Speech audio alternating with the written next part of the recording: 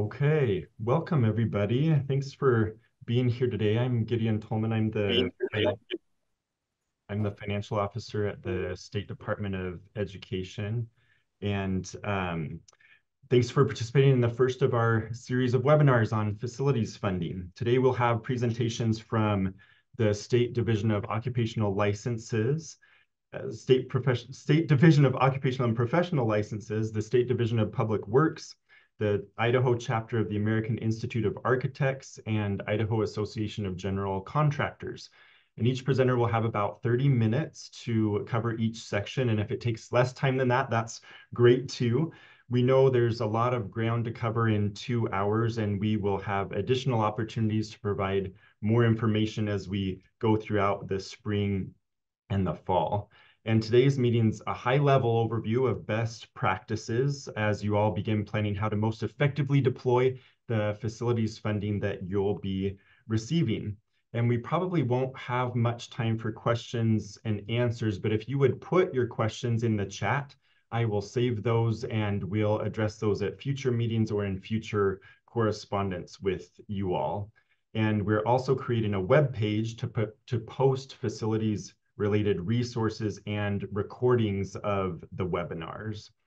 So we're going to begin with some remarks from Superintendent Critchfield, and then we'll move right into the DOPL team presentation, followed by the DPW team, then the Architects Association, and then we'll wrap up with the Contractors Association. And for those who are presenting, if you can share your screens to show your presentations when we get to that part, and also introduce yourselves when you start your segments. So Superintendent Critchfield, I'll turn it to you. Thank you, Gideon. Good morning, everyone. It's nice to see all of you again. We've seen you over the last 2 weeks, and we appreciate you taking some time this morning. What I have to say is going to be the briefest part of what you'll get to listen to today. Just as a reminder, the design and the goal of these required webinars is to set you up for success, to provide you with the information that you need to help give you the best informed decision making, and to connect you with the resources and the people that you'll be working with, and also provide you information about the opportunities that you have on how to move forward with the facilities building. Gideon and Spencer Barzy are taking the lead with this heavy lift on the department side. And as Gideon said, this isn't the last opportunity or the only opportunity that you'll have to answer questions. And we hope as you go away from this webinar and others, that you'll continue to reach out to us, that we will be able to provide not only you, but likely the answers for others, the questions that they have as well. And so with that, again, thank you, appreciate all that you're doing, and we're excited to be a part of this work and be a partner with you. Thanks, Superintendent Critchfield. Sam and Shelby, I'll turn it over to you.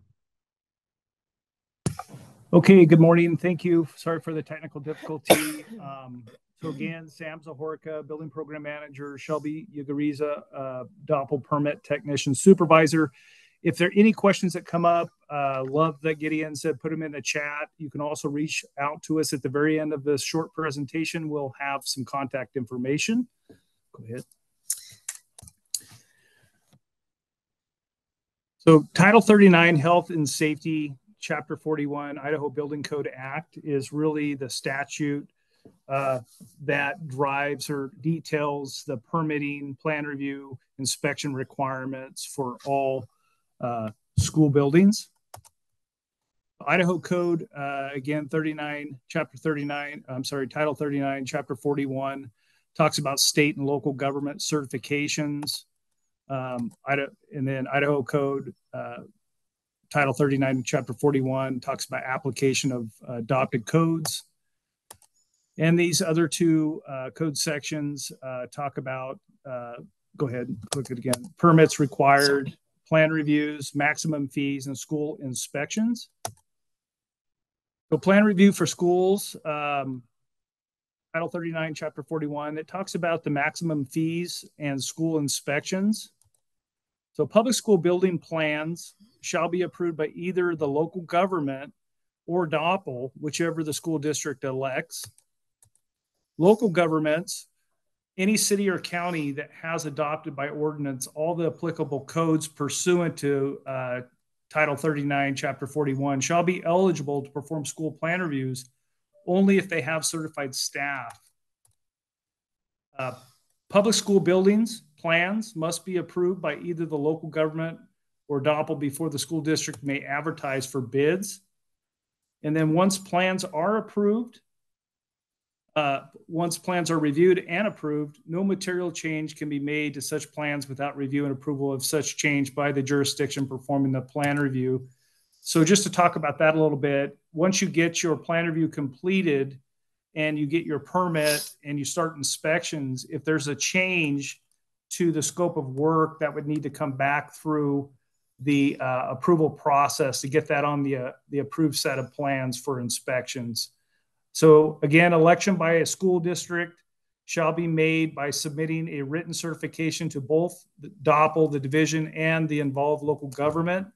If the local government is chosen to perform the plan review, permitting, inspections, any local government elected to perform those services for the public school shall provide the division, DOPL, their qualifications and a copy of all of the approved plans.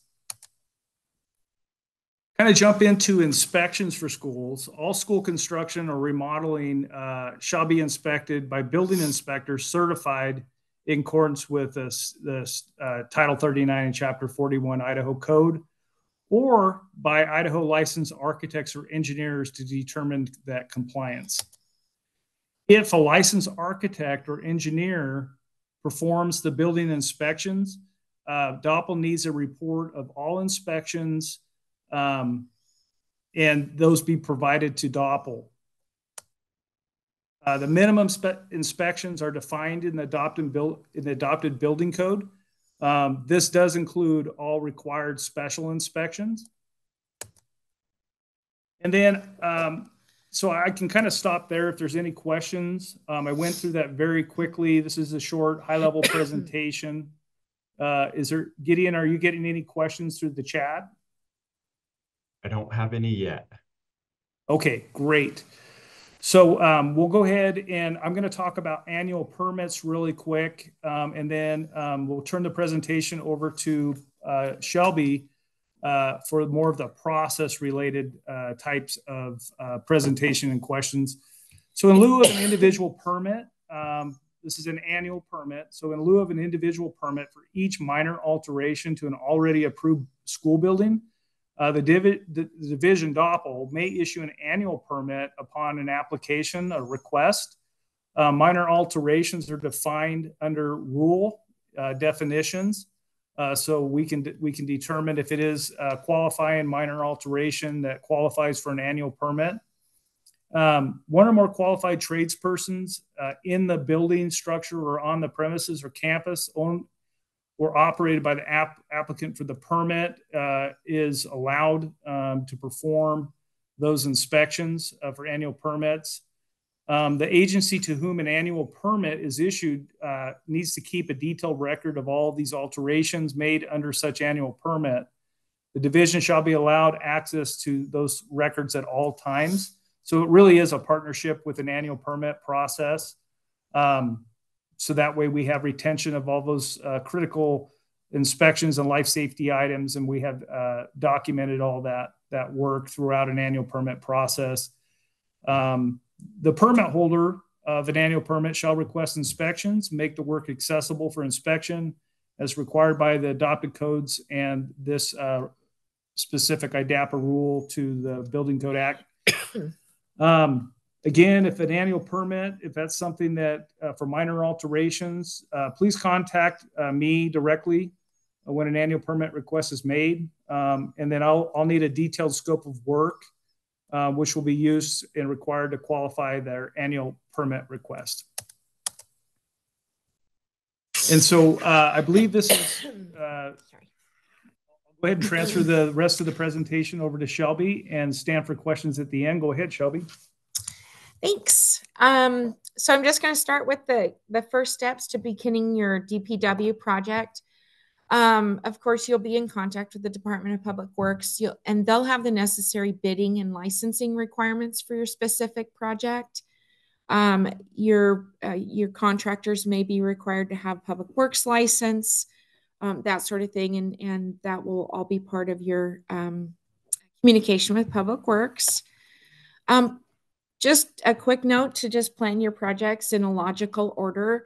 I gave an example of tearing up a road to do, something with it. And then weeks later, it's followed by another project that they have to tear up the same road. Just a little tip, just to plan your projects in a logical order so you don't have to redo all your hard work. And then understand which project needs plan reviews and which only need a building permit with inspections. The design team at DPW, I believe, understands what needs plan reviews and what doesn't. You can always contact us as well, but knowing that will help you along your project.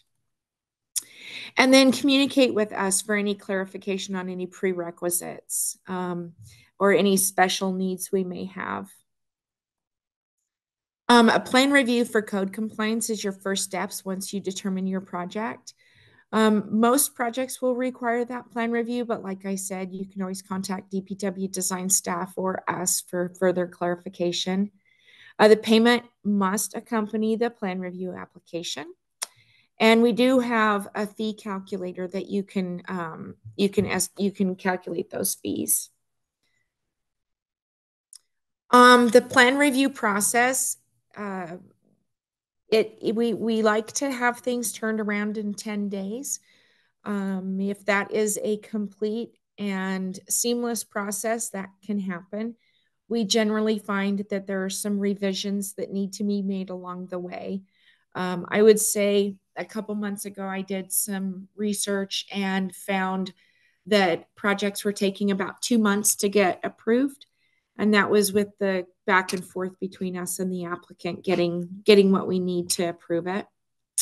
So your first, what you'll find with plan reviews is you'll apply for it. We receive the payment. We'll launch it back to the applicant to upload their drawings and documents.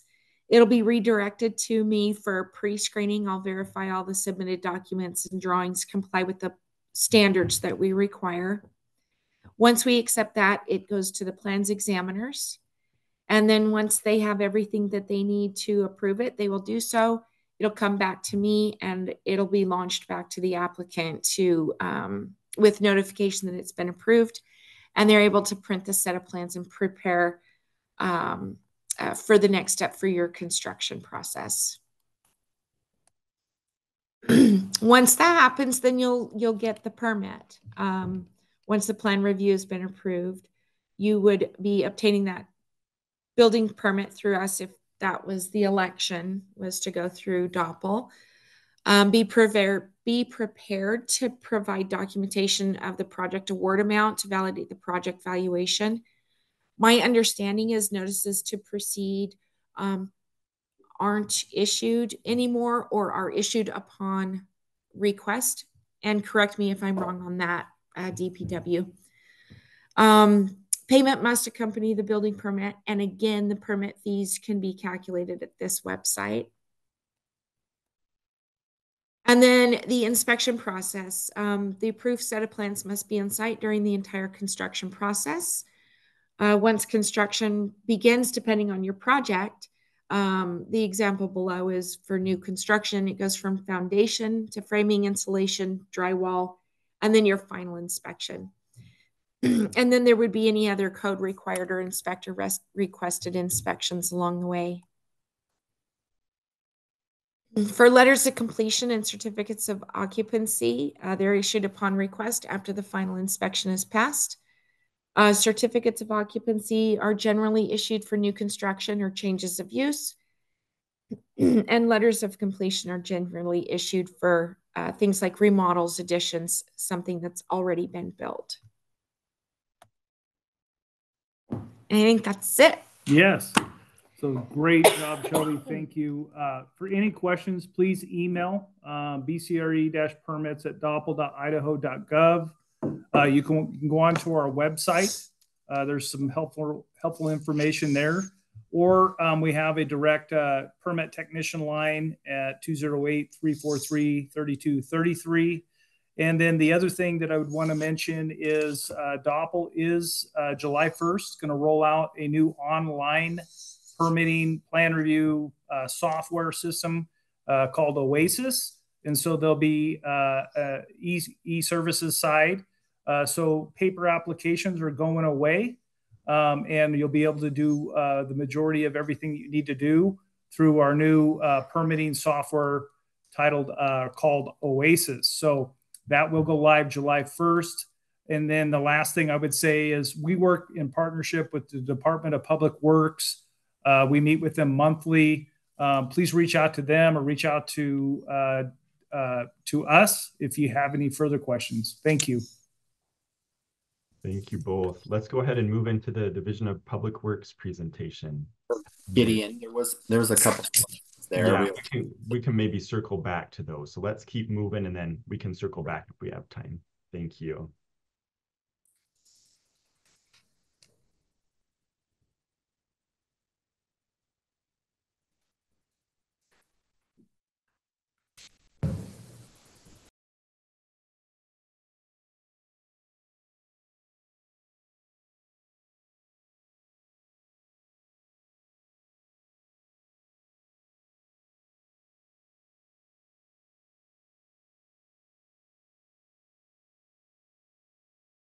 Pat and Barry, you're on mute if you're talking. Is it coming up, Gideon? Can you see it? Uh-huh.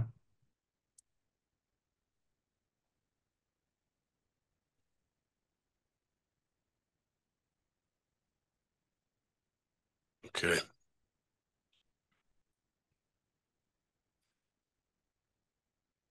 Okay, everybody hear me all right? And you can see the screen? Yes. Okay, awesome. We'll get this thing going. Hey, so my name is Pat Donaldson. I'm the administrator for the Division of Public Works for the state. We do appreciate the opportunity to talk with you folks today about procurement of public works. With me on this call is also Barry Miller. He's our deputy administrator. And if you have a lot of questions, he's been with DPW for just a little under 100 years. So he'd be a good one to call for answers to your questions. So what we wanted to talk about a little bit today is procurement of public works construction.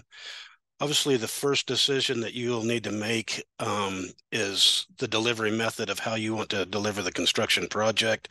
And I know, whether that be a design bid build, a CMGC, or design build, and I know that Wayne Hammond with the AGC has a lot of good information on that in their presentation on when to select those types of delivery methods. We're going to touch on procurement of design professional services and on procurement for construction. And Barry, you jump in anytime I lead somebody astray. So the first slide to talk about on procurement of design services is outlined in Idaho Code 67-2320, and it provides, there's a couple options based on this code, and it's all on the amount of professional service fees. So any fees over $50,000 and then any fees under $50,000 have slightly different processes. As a rule of thumb, you can estimate the professional services fee at around 10% of the total project. So a $300,000 project would have an estimated service fee of about $30,000. And I'm sure most of you know that in public procurement, you can't just call up your favorite designer and give him the job. You have to go through a transparent, competitive process. And this is going to start with the RFQ, or the request for qualifications. So you'll see on that first bullet, this is straight out of 67-2320, is developing an RFQ that includes criteria to be used for measurable scoring, ranking, and selection. And that's really important. It's not an RFQ where you're just looking at it and saying, hey, I like this guy. It's something that has to be measured, scored, ranked, and selected. Something that it's public information, and you go from there. Also on this slide is criteria for consideration that's also provided by that code. At DPW, we do use for the most part, all of these criteria in our RFQs. This next slide, this just provides some additional process information and some other things to keep in mind on your RFQ. This is an RFQ that exceeds a $50,000 fee. So what you're going to have, once you establish the criteria you want to review, you need to provide some weighted values for those criteria. And I've got a slide coming up that's going to kind of show you an example of that. Another thing to keep in mind is that architects and engineers must have an Idaho license prior to submitting a proposal. And there is a change in the legislature and legislation this year, Idaho Code 54303, starting July 1, that the architect who is going to supervise the project or the architectural services must have an Idaho license and be listed in the proposal. So that's pretty important to note. These selection processes can include scoring the technical proposal, and you can also include interviews. It's really up to you as the agency. Got an example of an 80 points for a technical proposal and 20 points for an interview, and you'll see in the next slide. On these RFQs, you have to give public notice of the RFQ, and it's got to be published as required by Idaho Code 67-2805, which requires 2 notices in the paper, the primary paper in the location of, the school district, or like for us, if it's up in northern Idaho, the paper that's up in northern Idaho or Treasure Valley. And then once you have a selection made, then you'll start negotiating with the highest ranked, best qualified proposer. So this slide is just an excerpt or an example out of one of our RFQs. And I just wanted to touch on a couple things on this. One is we typically have a selection committee that's reviewing the proposals that are coming in. And we include two people from Division of Public Works, 2 from the agencies that we're dealing with. And then we also use an independent design professional. And this kind of gives us scoring from different points of view that can be discussed as we're reviewing these proposals. Next on this, you can see how we've weighted or put points against some of the criteria. Our project managers then break that down even further. So for example, on the team member qualification, you see it's weighted at 14 points. They may break it down farther to, for the other evaluators, you may say that the matrix has that the architect has 10 years of experience, has designed several similar facilities in the past, and that point range might be from 10 to 14.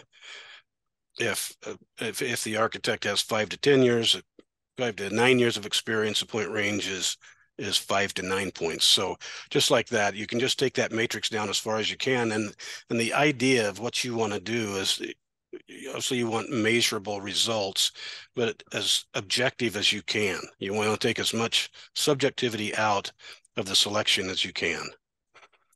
This slide. Pat, if I might break in for just a moment, typically we would gather that selection committee ahead of getting the proposals and just discuss this matrix and make sure everyone is on board with that, with what the score is. For example, you may say that how large is the architectural firm that we're doing work with. One of the selection team members may think that a very large firm would be the best. Another one might think that a sole proprietor would be the best. And so you want to get the whole team on board, so that one committee member doesn't give all the full points to one team and no points to another, and it's just absolutely reversed in the other. So just so you're kind of on board with how you're going to distribute those points. You bet. Thanks, Barry. And along with that, as you're developing points or you're developing criteria, this is all up to you.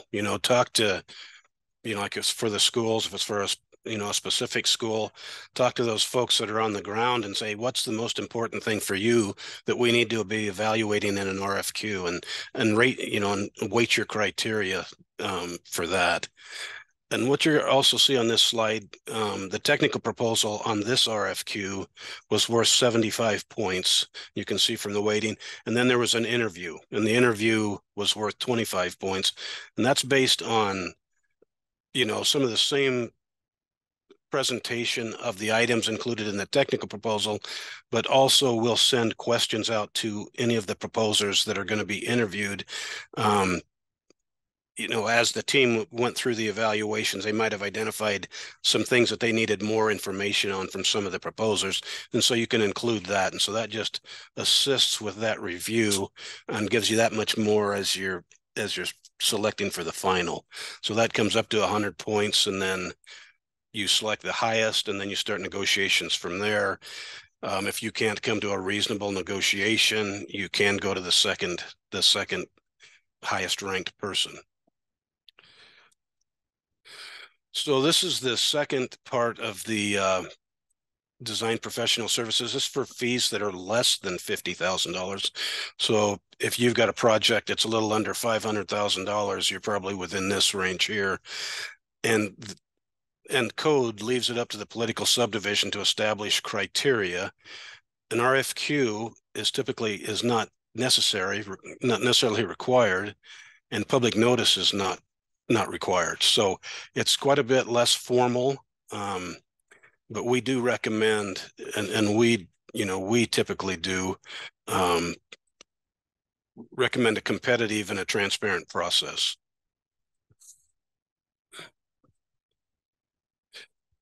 So now that you've got the project designed and it's been through DOPL and they've given a stamp of approval, you're ready to bid it. Typically your architects will put together the bid packages and that sort of thing, and then we're going to put it out to bid. And so I'm going to have to throw out a disclaimer here. So political subdivisions follow a different set of statutes than the State Division of Public Works do for construction. So we've done our best in selecting what we think are the statutes that apply to the political subdivisions. So if you have any questions, you might want to contact your attorneys. So the rules for construction or rules for construction procurement are typically outlined in 67-2805 for the subdivisions.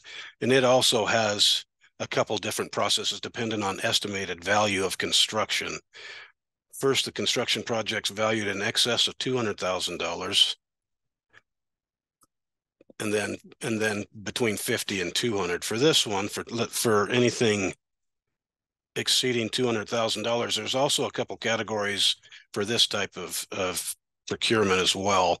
First is a category A procurement, and this is open to all licensed public works contractors.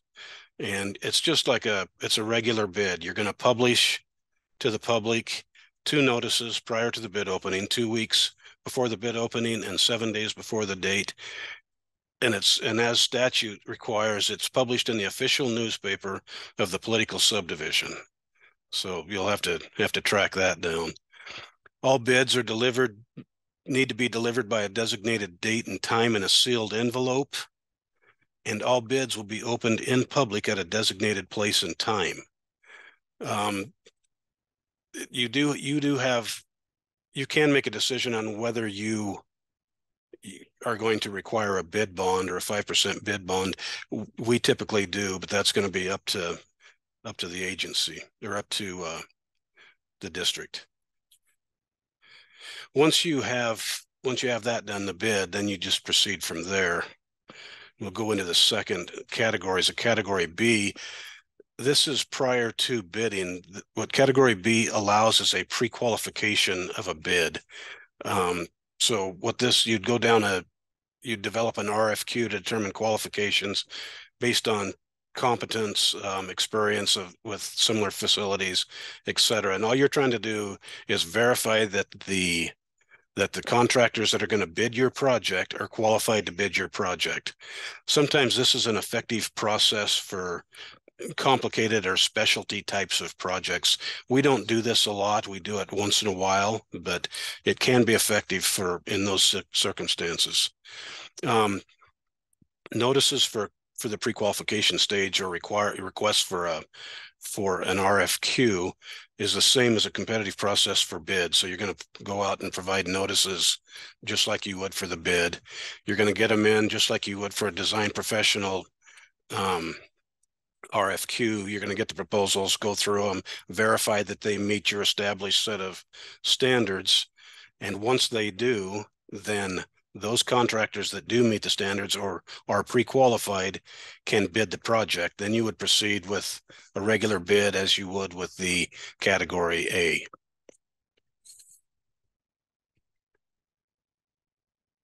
Then of the second phase, we got construction valued more than $50,000 and less than $200,000. This again is quite a bit less formal. So political subdivisions you can go out and get bids from no fewer than 3 public works contractors. It doesn't have to be published or notification given. You just have to give contractors at least 3 days to provide a bid. Also with this type of process, you can receive bids physical or electronic delivery. Excuse me, the same with the specific date and time. And we would suggest they're publicly opened as well. So anything on that, Barry?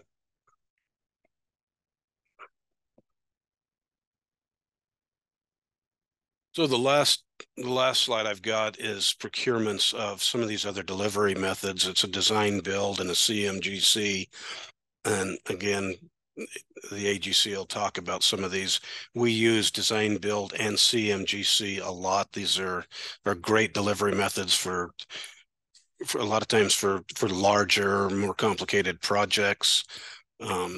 So in order to procure these, so political subdivisions are allowed to use design build by code 67-2309.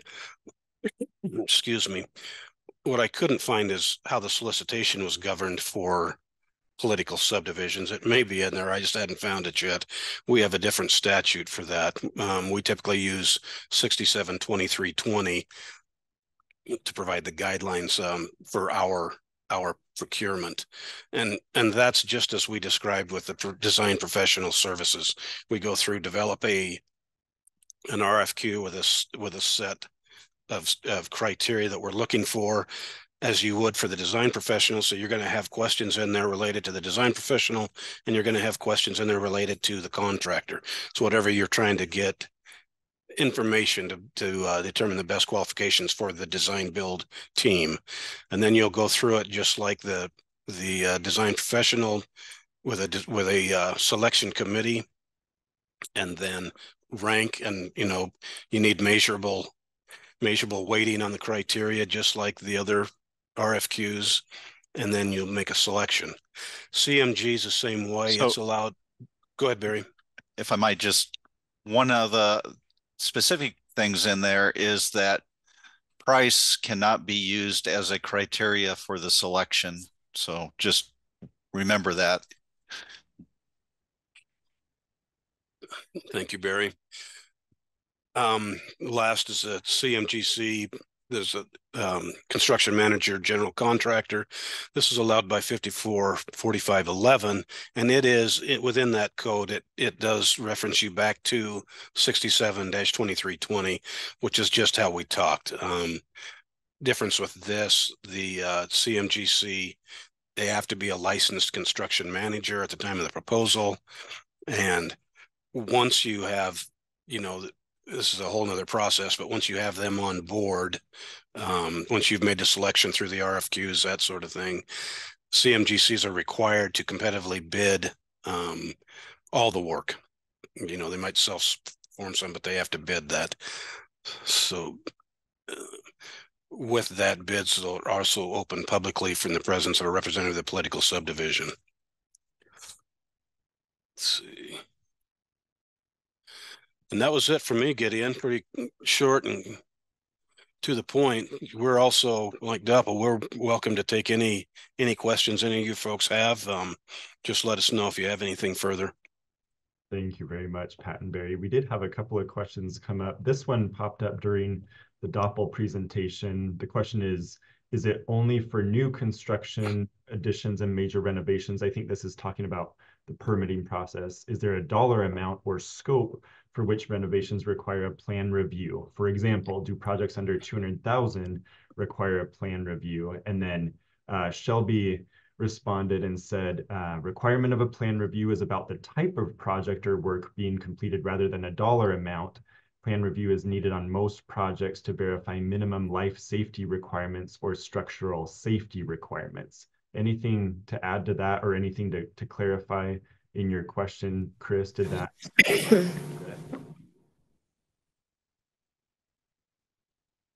Go ahead, Shelby and Sam. Did you have something to add? No, I just turned my microphone on to answer any questions. Well, Mike, can you hear me? Yeah, we can hear you, Chris. Okay. Well, my question is basically, for painting a floor, putting new carpet in, paving a parking lot, those are not really life safety things. You're just replacing what's there, but they can be expensive projects. Some of those we've never worried about getting plan reviews on, but obviously when we're doing renovations, major electrical work or HVAC systems, just some guidance from them maybe on what scope it is that we're looking at. Great question. Yeah, so the adopted building code has permit exemptions for like interior finishes, carpet, those types of things. We work in partnership with DPW. I work with Travis Cash with the deferred maintenance program. I get calls all the time for like a parking lot, repave a parking lot. Do we need a plan review on that? No, we don't need a plan review on that. That's something that we can inspect in the field for like accessible parking stalls, means of egress, ramps, that type of stuff. So it is, I really lean on the DPW architects and the designers over there to understand the building codes and what's exempt from permitting. But on the plan review side, we definitely have that relationship. I would say if you have a question about if a plan review is required, speak with the DPW architect team, reach out to me. I meet with them monthly with Margie and Kelly and Barry. So we can definitely answer those questions if they come up. But it's very specific in the building code. Things like interior finishes, carpet, those types of things are not going to require a plan review. Depending on what that scope is, say there's an accessible ramp for means of egress or ingress, we would want to at least have a set of plans out there and a building permit and an inspection. That way we can verify that is meeting the slope requirements, guardrail protection, that type of thing. So, but generally the design professional that's doing the drawings will know what the exemptions in the code are for permitting, and they'll reach out to me or somebody on my staff and say, hey, is a plan review really required? We're just repaving a parking lot. No, we're not going to require a plan review for that. But we want to make sure that the accessible parking stalls are appropriate in number and placement, or any ramps leading up to the means of egress, ingress are code compliant and partnership with the contractor through an inspection. So great question. Thank you, Sam. One other question that came up: if we already have selected a CMGC and design team for current and proposed projects, do we need to go through the process again to access these funds, or can we continue using our existing teams? If I'm understanding the question correctly, what we're presenting today is best practices. And if you've already gone through those best practices, then that's great. And I think you can move forward, but I'd welcome anyone else who might have additional insight on that. Yeah, I might add to that, Gideon, is that we try to be when we're doing that selection, we try to define what the project is that we're selecting for so that the design professionals and the CMGCs know if they want to pursue that, if that's something they want to pursue.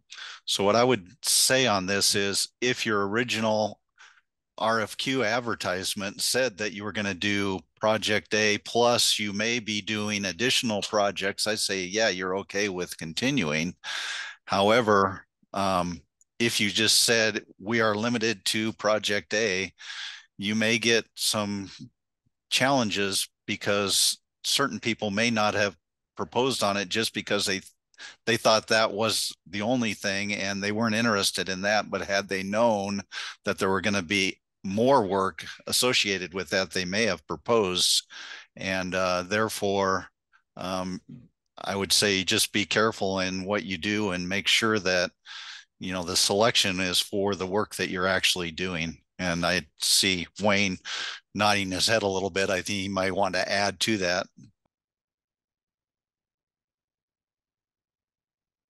Barry, again, hi, everybody. It's Wayne with the agency. I get a chance to talk later. I was actually going to mention that.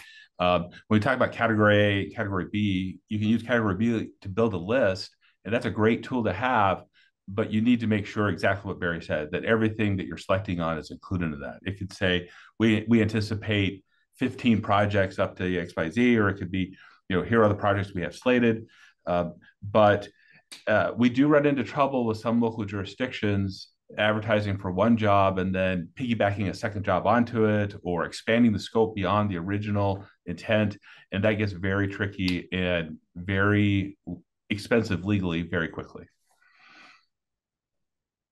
Thank you, Wayne and Barry.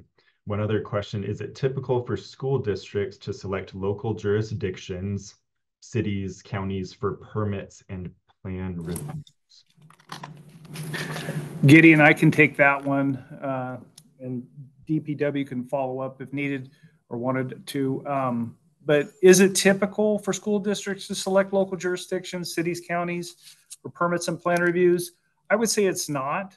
The key thing here is statutes and rules require local jurisdictions to, number one, have a building code adopted. Two, they have to have qualified staff to do that plans examining, which includes building, structural, non-structural, mechanical, fuel gas, plumbing, electrical, accessibility, elevators, boilers, energy conservation. So a local jurisdiction would have to have all of those qualified people to do that technical plan review, and they would have to have those qualified inspectors to do the inspection side. So I would say it's atypical for a local jurisdiction to be chosen or be elected.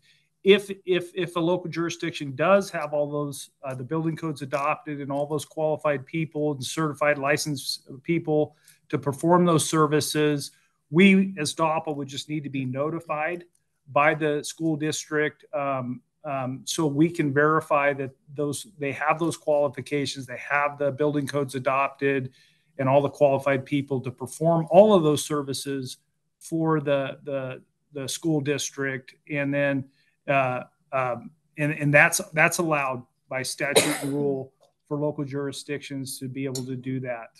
So hopefully that answered your question. Please let me know if it didn't. Thank you, Sam. Okay, let's move into the Architects Association with Jared. See if I can get this to work out.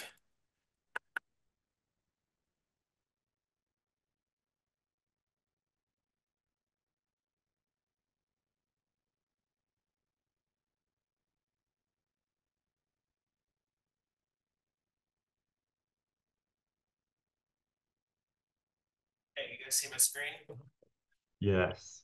Perfect. Awesome.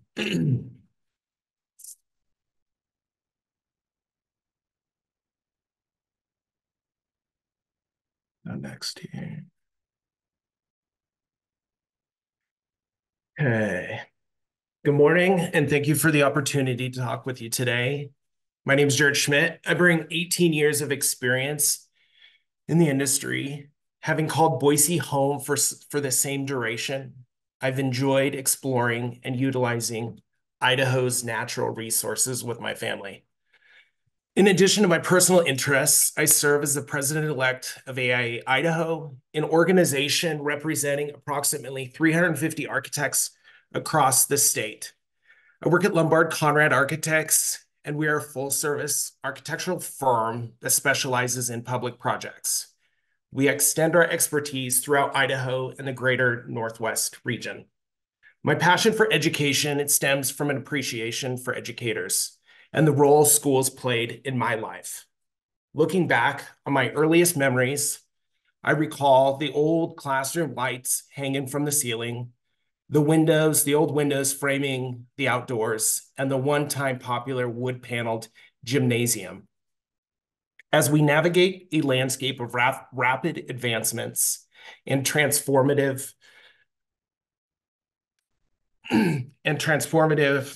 landscapes, it leads to a positive impact on our lives and children. Today, we will walk through essential steps in selecting an architect. I realize that DPW also touched on it. I think it'll be important for me to reinforce that. We'll look at the key factors to consider, the elements to prioritize in the decision-making process. Next, we'll go through various phases of design, dissecting what objectives should be.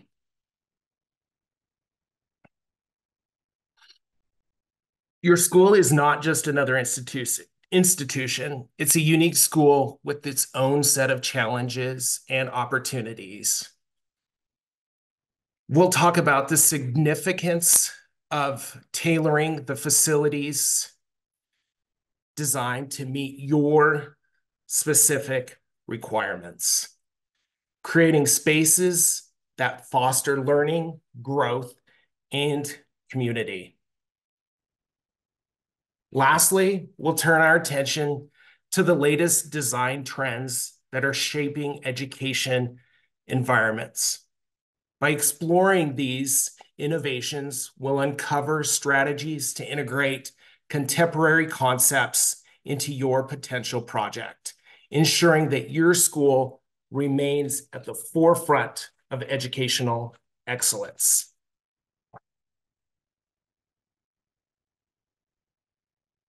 First up, we'll talk about how to select an architect.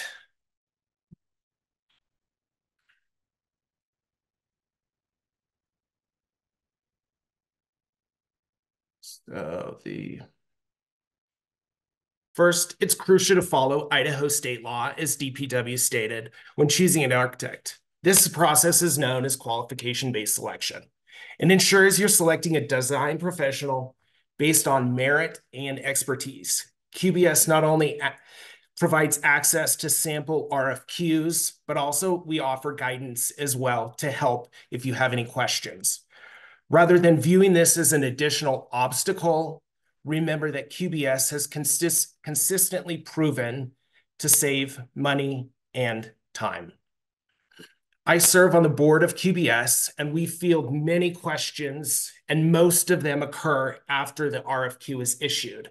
So I'd suggest asking as many questions up front as you can.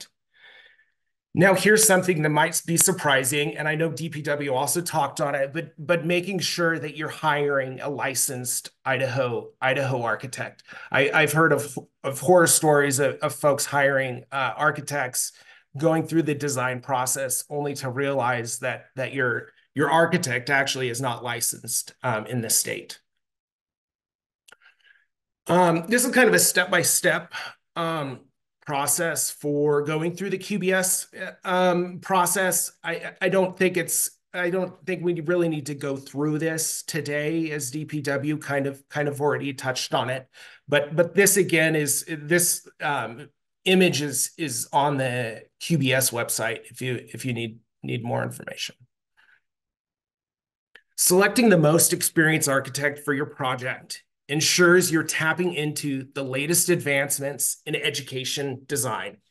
An architect with recent school experience is well-versed in the technology teaching methodologies, and educational innovations. Given the importance of school safety and security, entrusting your project to an experienced architect is important. They possess the knowledge to engage the right stakeholders in safety discussions, pose pertinent questions, and ensure that your facility is equipped with robust safety measures. Understanding operational dynamics of your school district is equally crucial. A qualified architect brings insights that translate into reduced change orders during construction and enhanced construction quality. They specify durable materials that are tailored to different areas of your facility, ensuring longevity and performance. Moreover, hiring a qualified architect fosters innovation. They possess the expertise to engage educators, extract insights, and devise solutions that optimize design efficiency and cost effectiveness. By assembling a collaborative design committee, they cultivate an environment where diverse perspectives meet to prioritize key aspects for your specific project. With a background in education, a qualified architect discerns where to allocate resources judiciously for maximum impact. They guide you in focusing your budget on areas that yield the most significant returns, ensuring a successful project outcome that aligns with your specific educational objectives. Having educational experience allows you to get the most cost-effective solutions. They know where your dollars are to be spent in the right areas to achieve a successful project.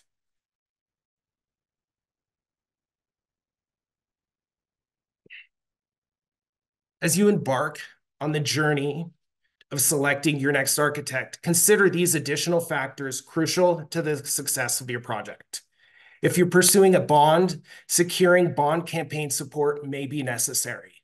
Additionally, navigating local regulations, ordinances, whether concerning parking, building size, or traffic, may require assistance from an experienced architect working with city jurisdictions and authorities.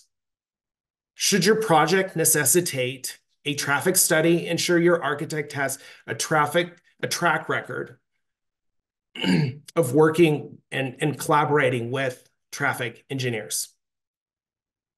As a highlight later on in the presentation, interior design plays an increasingly important role in your school environment. It's important that your interior designer possess specialized experience that is tailored to your project's unique needs. Depending on your requirements, seeking assistance in selecting furniture may also be advisable to avoid mismatched solutions. Integrating a qualified interior designer into your team enables them to anticipate needs, ask pertinent questions, and ensure optimal placement of things like power and data outlets. It reduces confusion and streamlines operations. This approach can often save schools significant amount of money. Conducting an existing facilities analysis or assessment can also provide valuable insight into the potential reuse opportunities and ensure compliance with building codes and ADA regulations. Safety and security considerations cannot be emphasized enough. Seek an architect with the specific expertise aligned with your school's safety requirements. Acoustics present another significant consideration. In most cases, poor acoustics can impede learning and create distractions for students. Therefore, engaging an architect with experience in addressing acoustic challenges is essential for fostering an optimal learning environment.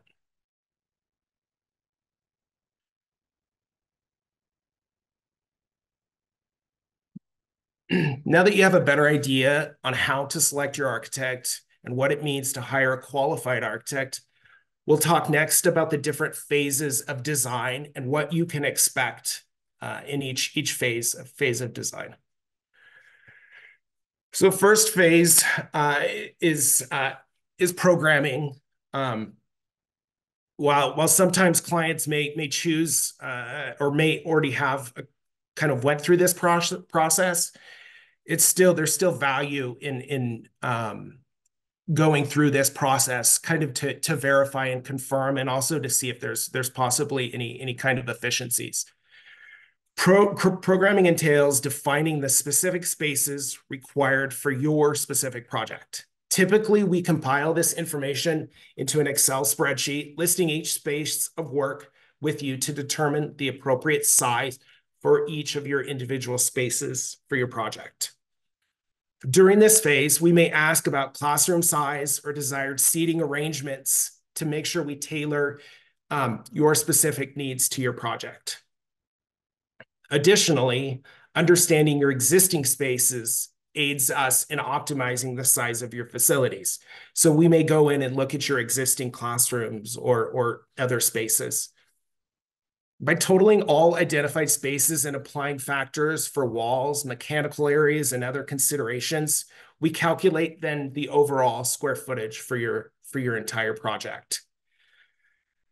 So while we're doing that, we also will create space diagrams that'll visually represent each room's dimensions and size, and that's kind of illustrated in the lower left corner. These diagrams incorporate furniture, casework, and cabinetry, providing an overview of the space layout.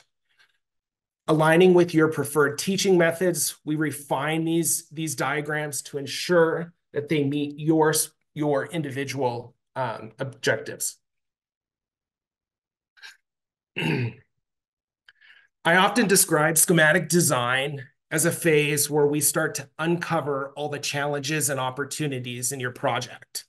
We typically begin by developing what I refer to as bubble diagrams, which represent spaces in simplified form, allowing us to identify crucial adjacencies between spaces. During this phase, we also consider the site constraints, such as sun patterns to maximize utilization of natural light, as well as parking and site access. As we progress, we gradually refine these layouts, adding more detail to your design. This iterative process involves fine-tuning the placement of spaces and further defining the layouts. Once the spaces are identified and adjacencies are finalized, we transition to creating a basic floor plan, which you kind of see on the lower right. At this time, involving an interior designer can be highly beneficial. Together, we begin to flesh out the floor plan, locating walls, doors, and windows, incorporating initial design elements. This collaborative approach ensures that both the functional and the aesthetic aspects of your project are carefully considered.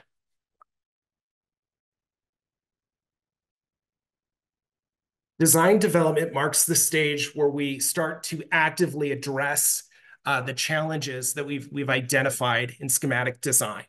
At this time, collaboration expands beyond just us, the architects. We start to involve civil, engineer, landscape architect, structural, mechanical, electrical engineers, as any other specialized consultants. As we start to integrate structural, electrical, and mechanical systems into this design, we may start to make adjustments to accommodate their systems. Simultaneously, we'll start to look into structural considerations, ensuring the building support systems are robust and efficient. Discussions on electrical systems encompassing lighting, switches, and mechanical ventilation, while also emphasizing the importance of daylight within spaces. As we progress through this phase of design development, we dive into the details, considering storage solutions for classrooms, gyms, art rooms, and planning casework for each area. We also start to look indoors and how they work and how they function. We also will utilize the 3D software, which provides you with visualization of the space. showcasing finishes and color selection, offering educators a tangible preview of their future environment.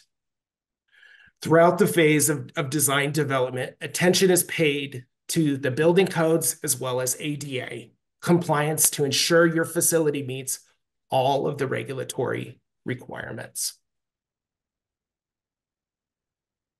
During the construction document phase, the role of the architect transitions into the background as we focus on the intricate detailing of how your building will come together. While there may be a few additional meetings, much of your work involves coordinating the finer aspects of the design. This phase often represents the most significant effort by the architects in the project's overall design process. We will meticulously coordinate and detail every aspect of the building's construction.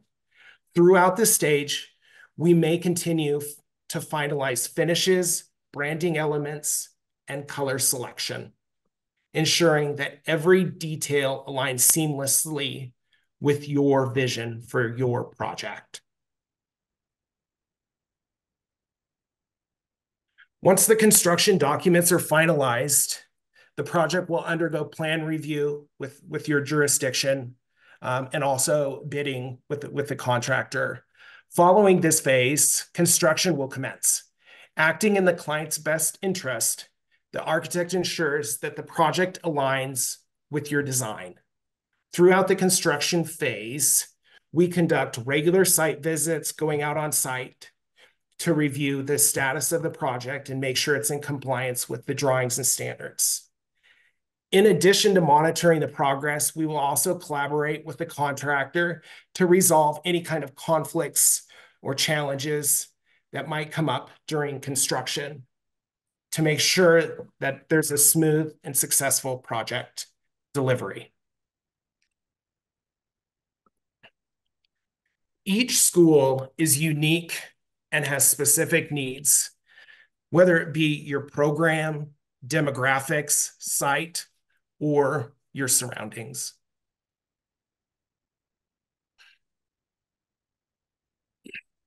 Idaho has a lot of different climates. On the right, there's a plant zone map which spans the state. There's like 10 different plant zones. This diversity is unique and provides opportunities and challenges in building design and detailing. Similarly, Idaho's demographics are as varied as its landscapes, ranging, you've got farmers and ranchers in the rural areas, you've got the urban areas, and then also the recreational focused communities stretching across the state. Each of those types have specific needs. Each of these communities possesses its own needs and requirements. Influenced by climate, population, and site constraints, whether situated in the rugged mountains or the bustling city core, site constraints may necessitate the design of a single-story or multi-story. Depending on site access to the site, that'll also change your overall design. Moreover, considerations for maintenance tailored to each climate, adherence to school district facility standards, and local trade skill sets further shape the design process. It's imperative to specify products and materials that align with the capabilities of the local trade markets, ensuring seamless construction and project success.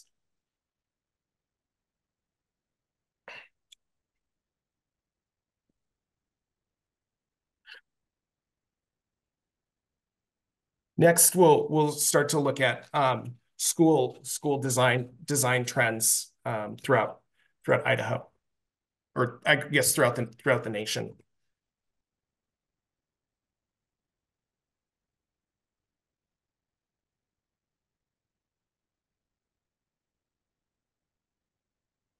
So security in design standards. Increasingly, we're witnessing a shift towards proprietary or participatory design and community engagement in addressing security and safety concerns within schools.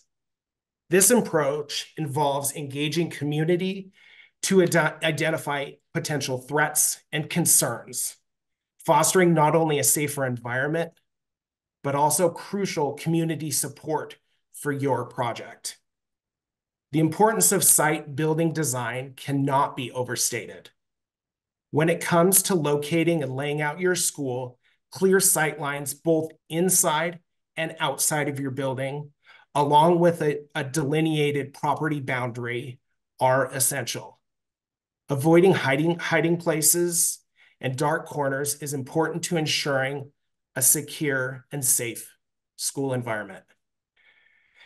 In terms of building design, secure entrances are vital. Minimizing entry points throughout your buildings or building, minimizing entry points, and implementing access control with secure lockdown functions are effective measures. Additionally, ensuring clear sight lines within the building and to the exterior enhances your security.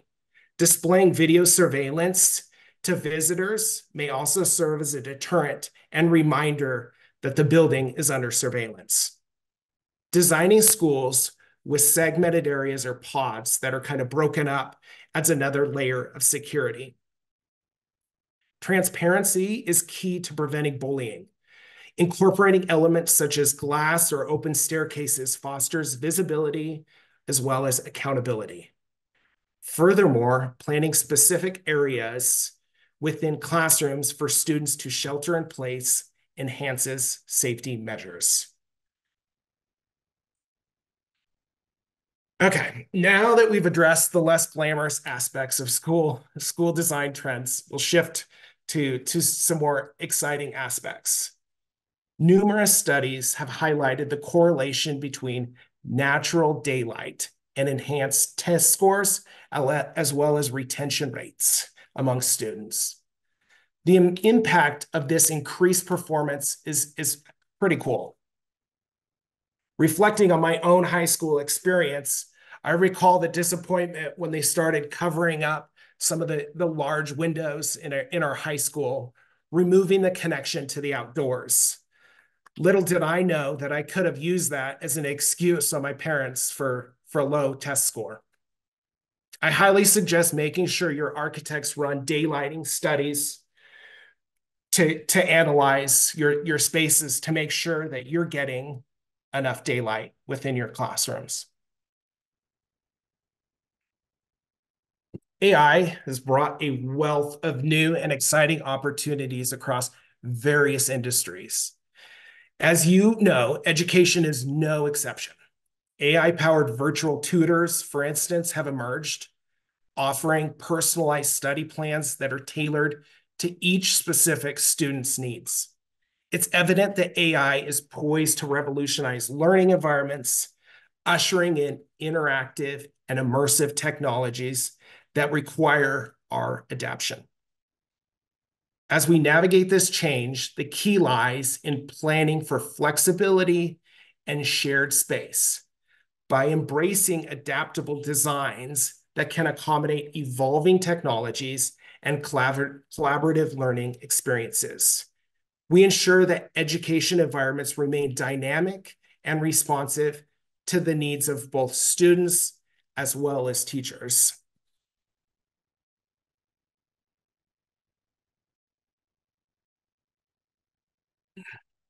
Neuroarchitecture is an area that excites me.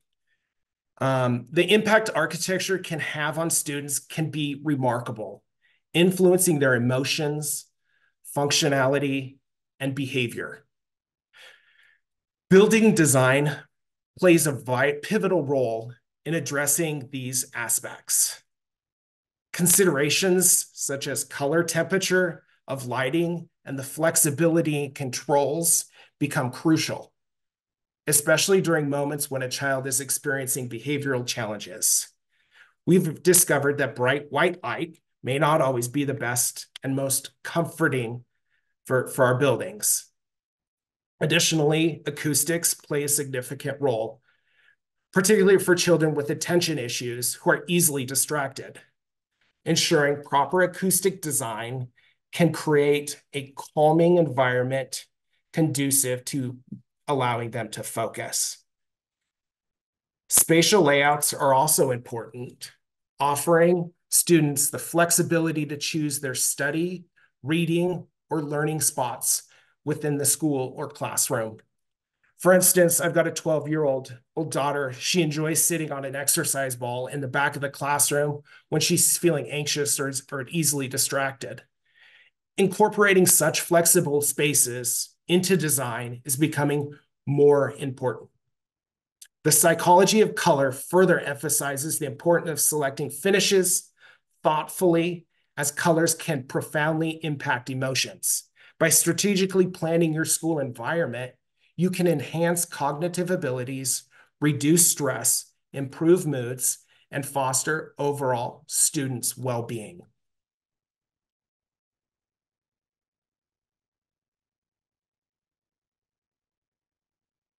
Many of us are familiar with the effects of spending time out in nature being here in Idaho.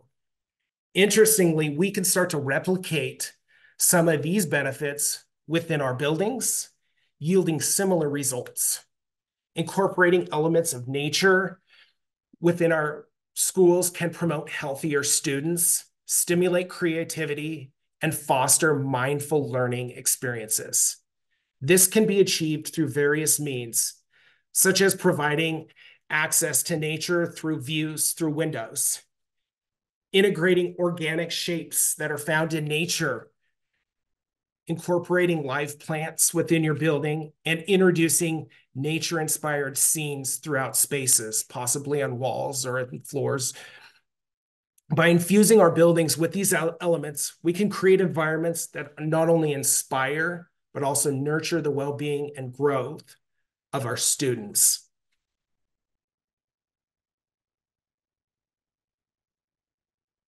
Despite some of the weather challenges in many parts of Idaho, our state boasts breathtaking natural landscapes. I firmly believe that despite these challenges, we can still create successful outdoor opportunities for our students. These outdoor experiences not only cultivate an appreciation for nature, but they also offer numerous cognitive and physical benefits from being outside. Spending time outdoors has been shown to enhance cognitive function and promote physical activity among students. Additionally, outdoor learning environments foster cooperative learning and collaboration, also creating a rich and dynamic education experiences. From outdoor areas, learning areas, to learning gardens, I've witnessed firsthand the success of projects that embrace the outdoor environment as an integral part of the learning journey for students.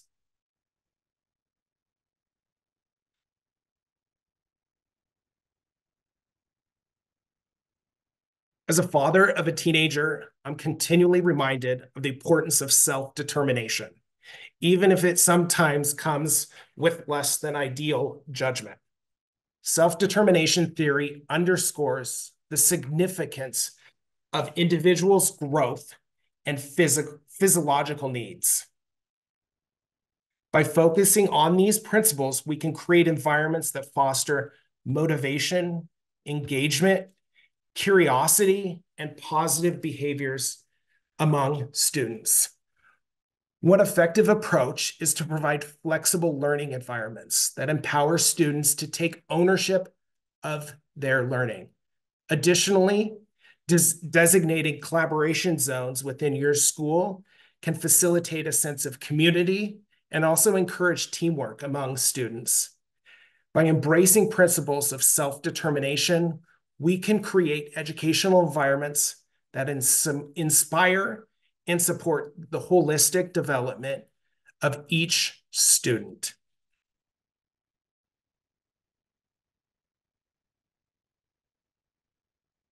So I guess now I stand for any questions. I appreciate everyone's time. Hope you found some valuable information. Thanks for Gideon for setting this up. We often don't get an opportunity like this to present and discuss the design process before you start working on this. I'm also excited to see the new facilities, new school facilities throughout Idaho, impacting all of our children. So thank you. Thank you, Jared. One comment that was put in the chat, I think something to remember is yes, the funding you all are going to be receiving for facilities probably won't be building a lot of new schools, but these are just kind of some best practices to keep in mind if you do have the opportunity to do that in the future. And I think, Wayne, let's go ahead and move to you with the Contractors Association. Thanks, Gideon, and thanks everybody for being here. As Gideon mentioned, my name's Wayne Hammond. I think I got the wrong screen on the sharing. Do you see the full screen, Gideon, or just the preview? I do, full screen. Excellent. I'm glad it worked that way. Everybody, I'm Wayne. I'm with the Associated General Contractors. We're a statewide organization of just over 700 construction companies that build public schools as well as everything else. I want to thank you for sticking through with us on this and taking your time today. I know you all are very busy and very important people. You have districts to run and schools to administer. And so we're going to be quick. Some of the materials in my slides are repetitive and we'll skip over those, but I wanted them to be included so that when you download the slides from Gideon's office, you have everything in one place. It'll be easy for you to have the codes that I referenced to and all that in one place. So, but we'll go fast because Pat covered a lot of that already. I do want to put in a plug. We're going to do a high-level overview today. And most of this deals with not just new construction, but also the work that you're going to be doing, the systems replacements, the remodeling, the HVAC repairs, and those type of things are all going to be applicable. The information in this presentation is all applicable to that. And as Pat said, depending upon the estimated dollar value, there are several options available to you. But in a couple of weeks, I'm coming back with 3 of my favorite contractors in the state to do a much deeper dive into this. And so when we start talking about RFQs and what to ask, these contractors have lived through this. They've seen it. We're going to be able to provide you examples of school districts in Idaho that do it really well that you could partner up with. And then we might even be able to share a couple bad examples you want to try to avoid. So that Gideon will send out more information on those future webinars. But today, like I said, we're going to go pretty high level. And I click on the right screen, Gideon. We're going to talk about the 4 ways to deliver work. And again, it doesn't matter whether you're doing a new building or remodeling an existing building, or even if you're just doing like an HVAC replacement or an elevator replacement, these will apply to all of them. The traditional way of doing it is probably what most of you do. I know a lot of you are in smaller districts where you've not done a big construction project in a while. And so you're probably used to this design, bid, build, where you go out and hire a designer, they put up the plans, and then you go through the bidding process. Pat with Public Works talked about Category A and Category B, and this is a really important distinction because in Category B, you're given the opportunity to pre-screen the contractors. So if you've had a bad construction experience with a low bidder, this is your way to pre-qualify that, to eliminate that. If you've had experience in your district where somebody shows up unannounced from Texas and is the low bidder and you're stuck with them, well, this is a way for you to get around that. By doing the Category B, you're able to pre-screen the contractors. You still end up hiring the lowest responsible bidder, but of that smaller list. In fact, districts build lists, and then you can use those lists over and over again. So we're going to have more details on that in the future, but I would really encourage you, if you are going to do low bid contracting, Category B you should look at. It's a great way to make sure that not only are you getting the best price, but you're getting the best people on your project as well. But after the bidding is done, you do the building, and the owner is responsible for all of that. That's an important reminder in this. If you choose to do a low bid contract, you're going to administer that contract. And you're the one that's responsible if the estimate's wrong. And you're the one that's responsible if the parts don't come in on time. Because you are the one that's responsible for that administration of the contract. So when do you do this? Why do people do this? Because it has a high degree of transparency. And as Pat and Bill from Public Works said, It's really important, especially with public money. And all of you work for elected school board officials. They care about transparency. They want to make sure that their constituents know where they're going. And it's a very easy process. It's been around for thousands of years. We know how to do it. There are some disadvantages. It's very time consuming. By the time you notice everything twice and you have to administer all the contracts, you have to do that. You also don't get any pricing information until the very end. When you open those bids, that's the first time you have any idea what the price is going to be. And then you're stuck with whoever submits the lowest bid. We've seen contracts come in, where somebody put 99 cents and say rounded to the dollar just so they would be the lowest.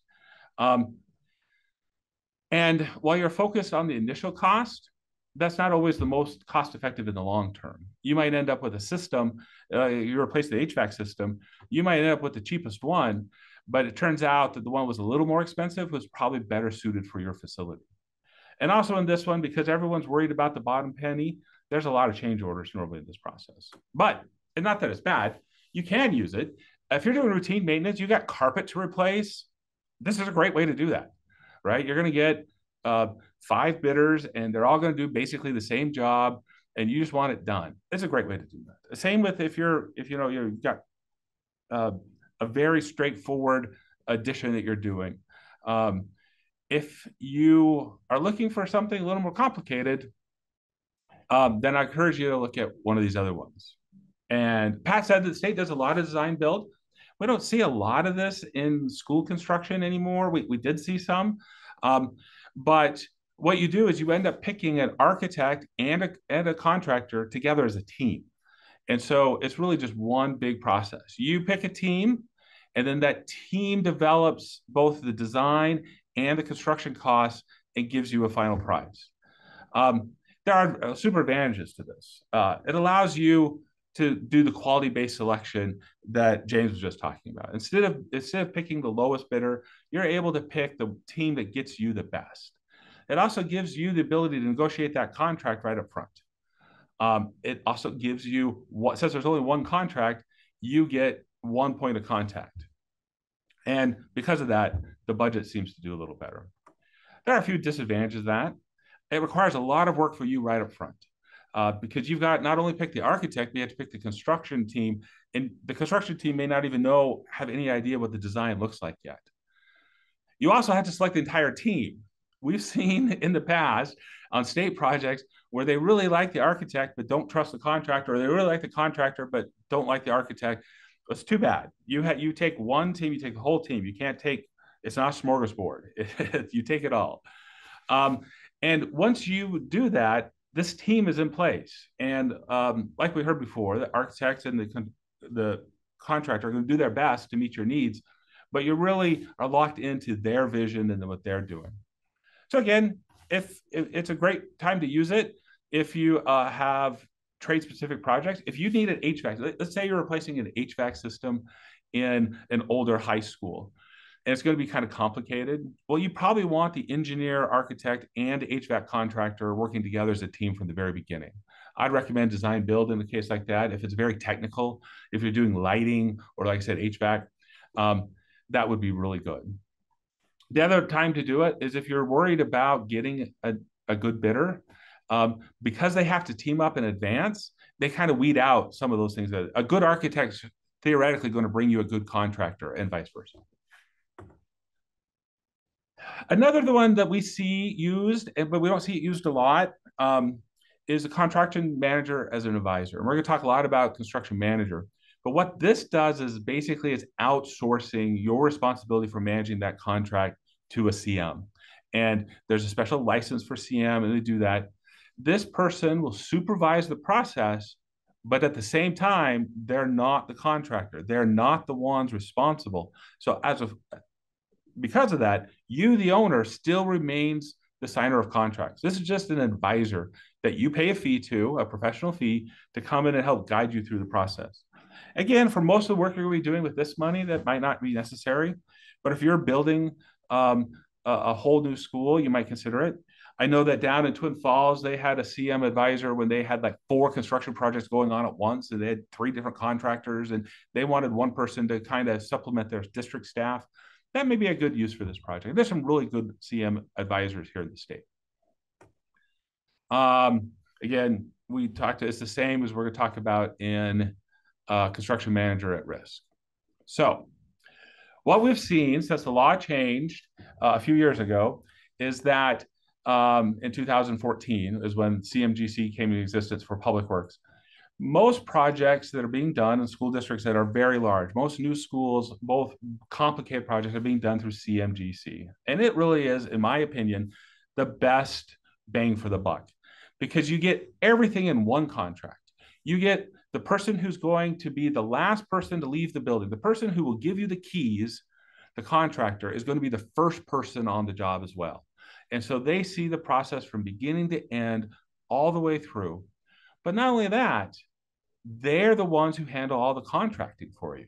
So you get to sign one contract with the CMGC, and then they go out and do that. And we're going to go through those details now. Now, there are a few changes made in 2016, and with a few changes made this year that I didn't get added to the slide yet, Gideon, but I will. The first change is that the subcontractor, the contractor, the GC, has to get multiple bids. We saw when it first came into effect, it was like, well, we always work with Joe's Electric, so we're just going to hire Joe's Electric. No, we still want you to go out. That way, the owner knows that the CM is getting the best price. And if they're going to self-perform, then they're going to bid that as well. And so some GCs have a concrete team, and they will want to self-perform the concrete. Well, you're going to know as the owner, is that a competitive price or not? Others have like their own drywall team or their own electrical team, but they're going to do that. You're also allowed as the owner the opportunity to limit how much work they can self-perform. So let's say that you're in a community and there are a lot of electricians in your community. You want to make sure they get a shot at this. You can tell the CMGC right up front in the contract, you cannot self-perform best, or you say you can only self-perform up to 20% of the job, or you can do those type of things. The other change that was made was even though the subcontractors are submitting their bids to the GC and not the public entity, those are still public documents. Because it's going into a public facility, they're public documents. Once they are open, they are public records and have to be maintained and are available to anyone who wants to inspect them. Now, there is a big change that happened just this year as well. If you hire a CMGC and they have a scope of work that for a trade that's less than $100,000 in value, and that CMGC is willing to extend liability to his subcontractors, they are now allowed, or they will be when the law goes into effect, allowed to hire tradesmen, so electricians, plumbers, HVAC folks who do not hold a public works license. And why is that important? Normally, in all the other contracting, in any direct contracting you do, they have to be a public works contractor. And that's great if you're in Boise or West Ada. But if you're in Malad or if you're in Salmon, it may be harder to find a public works contractor. We had an example in Malad, they're remodeling the county courthouse. And the nearest public works electrician who would agree to come do the work was in Idaho Falls. Well, not only did he want a premium to drive to Malad every day, but there's 3 hours in the truck that you're paying him for where no work's getting done. Where there are very qualified electricians in that community that could have done the work, but didn't have, for one reason or another, didn't have a public works license. So as long as the scope is limited and the GC is willing to bear the responsibility for it, they can accept bids and award work to non-public work. Now, they still have to have an electrician's license. They still have to have a plumber's license, but that removes a barrier and it will make your project a lot cheaper. Anyway, so that's a 2024 law change. So how do you do that? The first thing you do is you hire a CM. So it's the same process as the architects talked about. You put out an RFQ, you get the responses in, you do an interview, and in our next webinar, 2 weeks from now, we're going to talk about what do you ask in this interview? What should you really be looking for? What do you do not ask at the interview? All those type of things. We're going to go through that in more detail later.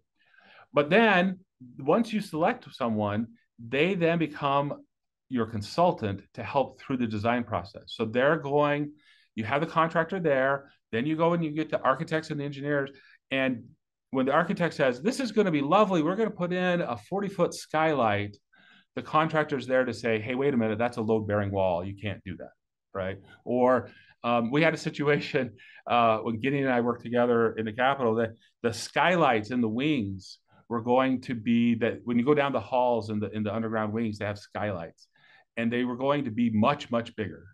And the contractor told us, really what you're doing is you're putting greenhouses on top of all your committee rooms, and it's going to be 900 degrees in here. Well, they were very pretty, and the architect was very proud of them, but they just weren't construction ability. So that's why you have him on site early. He's going to work with all the design professionals to make sure that when you get down to the road, you don't have to have a change order. The third step is then once the design's ready to go, the CMGC handles all the bidding for you. So you're not putting notices in the paper. You're not securing a location. You're not worried about paper versus electronic. The CMGC is going to do all that for you. You can be involved as much as you want. You can tell them, I want to prioritize contractors in our community, or I want to prioritize people that have done work with us in the past, or I want to prioritize XYZ. They're allowed to self-bid, and then you get to be at the opening when it's there. The CMGC then handles all those individual contracts with the tradesmen. So you have one contract, one point of person, one point of entry. You have one person to hold responsible if something goes wrong. Wherein the CM advisor, he's helping you, but you're still the one hiring these people. So if the plumber doesn't show up, it's your fault. Under CMGC, if the plumber doesn't show up, it's his fault. He's responsible to make sure he delivers, or she is responsible to deliver to you what they agreed in the contract. And there's just the one contract. Once all the bidding is done and we know who's going to be doing which work, then you sit down with CMGC and you agree on a guaranteed maximum price. And the GMP is very important. It's unique to CMGC. If he goes over, it's on him. Now, a lot of these contracts have contingency funds, and there'll be something that's like, hey, now that we've got the school 3/4 built, the school board wants to add a library. Okay, well, that's not in the guaranteed maximum price, but everything that's in the original concept in the design is guaranteed by that maximum price. So you see why that's an advantage, even if you're not building a new school. Let's say you're just doing a remodeling, or let's say you're doing an HVAC repair, or you're replacing some elevators. Having that guaranteed maximum price in there is going to come in very handy at the end. All right, we're almost done. But Gideon, he's worried about the time. And then that same person, the same person that was there with you when it was an empty potato field, is there with you during the construction. They bear all the risk, and they give you regular updates. So I think you understand why this is an advantage. It gets you out of the contracting business. It gives you a partner, and it shifts the risk. There are disadvantages. Because you are less involved, there's less transparency. I'll just be honest with you. And sometimes it's really important to a school district, to elected officials, that everything be on the table. Now, all these bids are public record. All the contracts are public record. So you can see that, but it's not like it's advertised in the paper 5 times for the last 4 months, right? So large complex projects, if you want to save money, if you're worried about change orders, this is how I'd recommend you to go. And like I said, we're going to go through all these in much more detail later. Oh my gosh, that was fast, Gideon. A couple more things that I would share.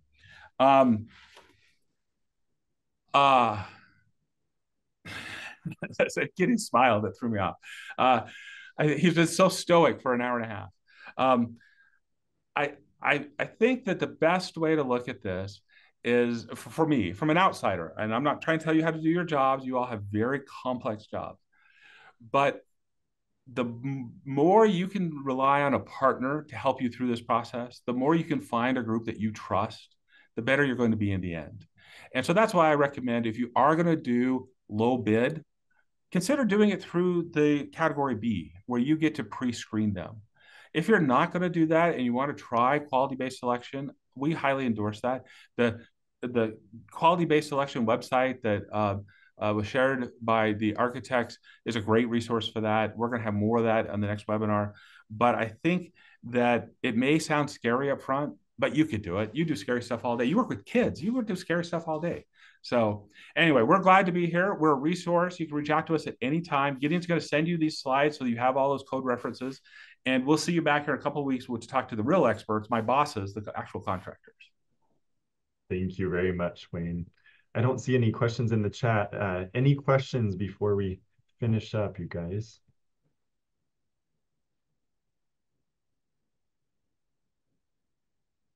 Okay, thank you all for joining. Thank you to all of our presenters. We sure appreciate you all. And as Wayne mentioned, we have some upcoming webinars. So next Wednesday, May 1st, we'll hear from Wayne Muehleman and Eric Herringer about the bonding process. The following Wednesday, May 8th, we'll have the folks from the general contractors folks again giving us some more details, and so we will plan on seeing you all there. Any other questions before we sign off? Okay, thanks everybody.